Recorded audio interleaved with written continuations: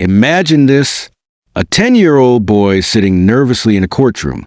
His hands shake as he clutches his school notebook. Across the room, the HOA president and her smug lawyers smirk. They think this case is already won. After all, who would take the word of a child against the most powerful homeowners association in the county? But that day in that courtroom, something happened that no one saw coming.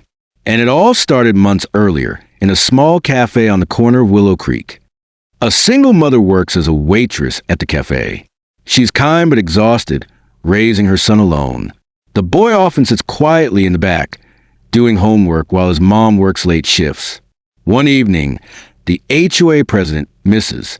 Dolores Harding, storms into the cafe with two board members. She mocks the waitress for living in their neighborhood, sneering, "You don't belong here. People like you bring down property values." The little boy overhears everything, his eyes watering as his mother forces a tired smile. Weeks later, HOA sends threats, fines, eviction notices, false accusations. They claim the family's small rented home violates community standards. The HOA escalates. They tow the mother's car for a minor parking issue. Neighbors, pressured by HOA, stop speaking to her. The cafe loses customers after Dolores spreads lies. The boy notices his mom crying at night. He begins writing everything down in his notebook: dates, insults, names, even overheard threats. One night, he whispers to his mom, "Don't give up, Mama. I'm going to help." She smiles weakly, not realizing how important his words will become. Eventually, the HOA sues the family for non-compliance and tries to evict them. In court, the HOA lawyers mock the family openly. When the child is called as a witness, laughter ripples through the courtroom.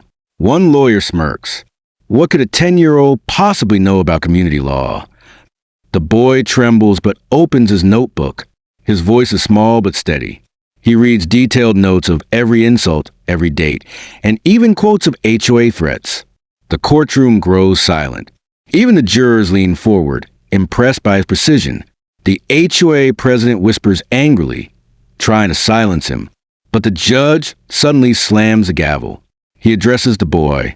"Young man, you've done something many adults fail to do. You brought the truth clear and undeniable." The judge then turns to the HOA lawyers and president. Mocking a child witness is contempt. But worse, you abuse your power against a hard-working family. This court will not allow it. Gasps echo. The judge rules against the HOA, dismisses all charges, and fines the HOA for harassment and damages. The mother cries tears of relief, hugging her son.